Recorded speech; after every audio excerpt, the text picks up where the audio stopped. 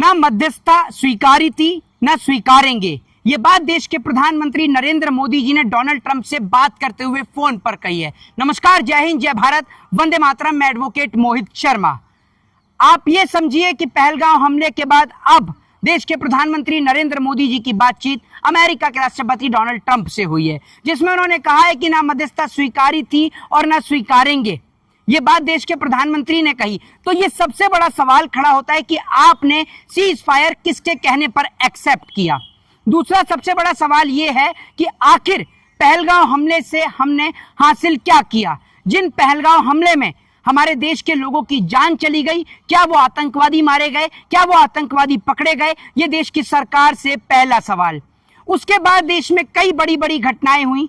कई महिलाओं के साथ यौन शोषण की घटनाएं सामने आई, कई महिलाओं के साथ रेप और बलात्कार की जैसी घटनाएं सामने आई। और इसी बीच भारतीय जनता पार्टी के एक नेता ने जिस तरीके से सड़क को गंदा करने का काम किया, हाईवे को गंदा करने का काम किया धाकड़ ने, उसको लेकर एक भी भारतीय जनता पार्टी की महिलाओं ने पुतला जलाने का काम नहीं किया। इन सब चीजों पर चर्चा करेंगे। इसी बीच आज देश के प्रधानमंत्री नरेंद्र मोदी जी से एक बड़ा सवाल होगा कि देश के प्रधानमंत्री जी ने जो पुराने मुद्दे थे, जो देश के प्रधानमंत्री जी के जो पुराने वादे थे, उन पर प्रधानमंत्री ने क्या इंप्लीमेंट किया। सबसे पहली बात तो ये कि मैं देश के अंदर अगर कोई बेशर्मी का अवार्ड होता तो वो अवार्ड देश के प्रधानमंत्री जी को आंख बंद करके दे दिया जाता। झूठ बोलने का अवार्ड होता तो वो भी देश के प्रधानमंत्री नरेंद्र मोदी जी को आंख बंद करके दे दिया जाता। कोई सवाल ही खड़ा नहीं होता कि देश के प्रधानमंत्री जी इन दो अवार्ड को हासिल ना कर पाए। ऐसा मैं क्यों कह रहा हूं, किस लिए कह रहा हूं।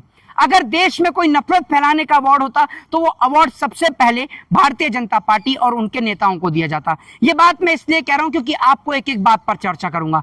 देश के प्रधानमंत्री नरेंद्र मोदी जी की पार्टी के एक नेता कर्नाटक से बीजेपी के एक एमएलए के ऊपर आरोप लगा है कि उन्होंने एक महिला के साथ बलात्कार किया और उसके ऊपर शौचालय किया, यानी उसके ऊपर पेशाब किया और उसके बाद उस महिला को वायरस दिया गया। लेकिन इसके बाद भी देश के प्रधानमंत्री के मुंह से एक बार भी आवाज नहीं निकली। दूसरी बात यह कि मणिपुर के अंदर जिस तरीके से महिलाओं को निर्वस्त्र किया गया, उसको लेकर भी प्रधानमंत्री के मुंह से एक बार भी आवाज नहीं निकली। बीजेपी के एक नेता धाकड़ ने किस तरीके से हाईवे को गंदा करने का काम किया, लेकिन मोदी के मुंह से एक बार भी आवाज नहीं निकली। क्या यह बेशर्मी का प्रमाण नहीं है। और मैंने क्यों कहा कि अगर कोई झूठ का अवार्ड होता तो मोदी जी के नाम हो जाता, इसलिए हो जाता क्योंकि मोदी जी के इतने झूठ हैं। चलिए, आपका माना कि वो 15 लाख तो जुमला था, लेकिन वो काला धन कहाँ है, वो काला धन अब तक वापस आया या नहीं आया। दूसरी बात यह कि प्रधानमंत्री नरेंद्र मोदी जी के 100 स्मार्ट सिटी के वादे, हवाई चप्पल वाले से हवाई यात्रा के वादे, इसीलिए मैंने कहा कि अगर कोई झूठ का अवार्ड होता तो मोदी जी के नाम आसानी से हो जाता। तीसरी बात नफरत की। देश की भारतीय जनता पार्टी ने नफरत फैलाने में कोई कसर नहीं छोड़ी। और बड़ी बात यह है कि लोग अंधभक्ति में इतना चूर हैं। अभी मैं आपको एक घटना बता देता हूं। जहां मैं आ रहा था, आते वक्त मैंने देखा कि एक हिंदू एक मुसलमान दोनों लोग आपस में एक जगह बैठे हुए थे। कोई दिक्कत नहीं, कोई परेशानी नहीं। और ऐसी बहुत सारी जगह, रेल हो, मेट्रो हो, ट्रेन हो, हवाई जहाज हो, विमान हो, सब जगह हिंदू मुसलमान आपको एक साथ बैठे नजर आते हैं। लेकिन अगर कोई इन्हें भड़का दे तो ये आपस में लड़ने लग जाते हैं। इन्हें भड़काने का काम करती है देश की भारतीय जनता पार्टी। बड़ी बात यह है कि भारत देश का 600 करोड़ का या 600 करोड़ से ज्यादा का नुकसान हुआ है। कैसे हुआ है यह भी मैं आपको बता देता हूं। एक और जहां देश के प्रधानमंत्री नरेंद्र मोदी जी ये कहते हैं कि भारत विश्वगुरु बनने जा रहा है, वहीं मोदी जी कहते हैं कि विश्व में उनका डंका बज रहा है। आपको बता दूं, साल 2024 के अंदर भारत देश के 5 लाख लोगों का जो है वो वीजा कैंसिल किया गया, जिसकी कॉस्ट लगभग 600 करोड़ रुपए से ज्यादा की बैठती है। तो ये जो 600 करोड़ रुपए का भारत को नुकसान हुआ है, इसका जिम्मेदार कौन। दूसरी बात ये आपको ये बता दूं कि हमारे देश के अंदर इतने स्कैम्स हो रहे हैं, फ्रॉड हो रहे हैं, घोटाले हो रहे हैं और दिन प्रतिदिन महंगाई और बेरोजगारी बढ़ती जा रही है, लेकिन उस पर कोई सवाल और जवाब करने वाला नहीं है। देश की नाचने गाने वाली गोदी मीडिया जो कि सरकार से सवाल नहीं करती। आपने कर्नाटक के अंदर बीजेपी के एक नेता ने महिला के साथ बलात्कार किया, उसको लेकर कोई डिबेट नहीं। बीजेपी के एक नेता ने सड़क को गंदा कर दिया, उसको लेकर कोई डिबेट नहीं। जिस तरीके से मोदी जी ने सीज फायर को एक्सेप्ट किया, क्यों किया, उस पर लेकर कोई डिबेट नहीं। असल में देश की गोदी मीडिया से डिबेट सिर्फ होती है हिंदू और मुसलमान पे। 5000 का एक बिकाऊ पंडित, 5000 का एक बिकाऊ मौलाना, उनको बिठाल के पूरे देश में एक नफरत का एक माहौल क्रिएट किया जाता है।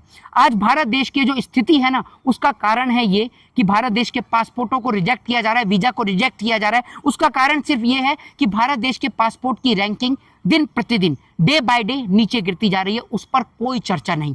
टीवी चैनल और अखबार आप उठाकर देख लीजिए, टीवी चैनल और अखबार सुबह से शाम सिर्फ नरेंद्र मोदी जी के वाहवाही के कसीदे पढ़ते हैं, उनकी तारीफ के कसीदे पढ़ते हैं। अगर आप ये समझते हैं कि टीवी चैनल और अखबार आपको सच दिखाता है, सच्चाई दिखाता है, तो आपकी गलत सोच है। इन्होंने जब पाकिस्तान से हम लोग लड़ाई लड़ रहे थे तब इन्होंने झूठी और भ्रामक खबर फैलाने का काम किया।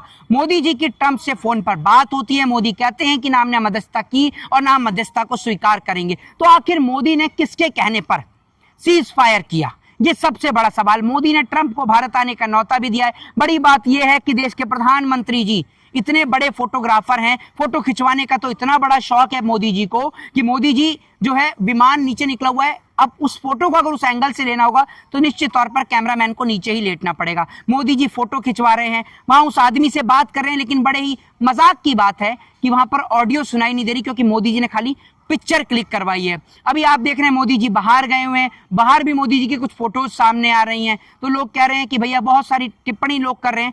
असल में मोदी जी का जो किरदार मैच होता है ना, गोविंदा की एक फिल्म आई थी दूल्हे राजा या राजा बाबू, कुछ एक फिल्म थी, मेरे को नाम ठीक से याद नहीं है, जिसमें गोविंदा कभी पुलिस बन जाता है, कभी वकील बन जाता है। वही काम नरेंद्र मोदी जी करते हैं, जहां जाते हैं वहां झूठी कहानी सुनानी शुरू कर देते हैं। और मुझे उम्मीद है, ये बात मैंने पहले भी कही और दोबारा रिपीट करूंगा, बिहार का चुनाव है, मोदी जी ये भी कह सकते हैं कि बिहार से मेरा पुराना नाता है, मैं तो पक्का बिहारी हूं, वो तो बाढ़ में बह के मैं गुजरात चला गया था। ये बात भी देश के प्रधानमंत्री नरेंद्र मोदी जी कह सकते हैं।